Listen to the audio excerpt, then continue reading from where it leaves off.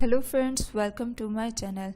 Friends, आज की जो ये वीडियो है वो हमारी है कि आप किस तरह से अपने सर पर दोबारा से बाल उगा सकते हैं।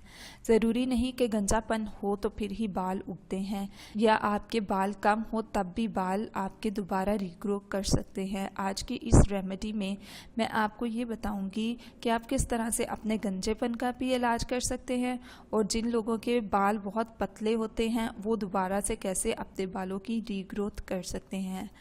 आज मैं आपको एक ऐसा देसी टोटका बताने जा रही हूँ जिसके थ्रू आप लाइट बालों का वॉल्यूम को बढ़ाने के लिए, गंजेपन के लिए, इनफैक्ट वॉल्यूम लाने के लिए भी बालों में इसको यूज़ कर सकते हैं। आजकल ये बहुत ज़्यादा मसला है कि गंजापन हो रहा है हर दूसरे बंदे को, और ये प्रॉब्लम बहुत ही ज़्यादा कॉमन हो गई है लोगों में।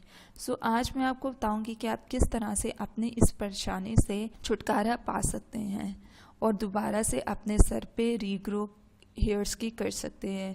सो चलते हैं अपने इंग्रेडिएंट्स की तरफ। आपको जो चीज़ें चाहिए होंगी वो है प्याज। जी, आपके किचन में प्याज तो होंगे ही। आपने एक प्याज लेना है, उसको आपने अच्छी तरह से काट लेना है। फिर आपने उसका पानी जो है प्याज का वो एक्सट्रैक्ट कर लेना है किसी बाउल में। आपने इस पानी को अपने बालों की रूट्स में अच्छे तरह से मसाज करना है 1 से 2 घंटे के लिए। फिर आप इसको लगा रहने देंगे। आपने इसको फ़ौरन ही वॉश नहीं कर लेना। आपके न्यू हेयर्स कुछ ही डेज में आ जाएंगे अगर आप इसको रेगुलर यूज़ करेंगे, और उम्मीद है कि आपके 2 मंथ्स तक रेगुलर यूज़ करने से आपके दोबारा रीग्रोथ हो जाए हेयर्स की।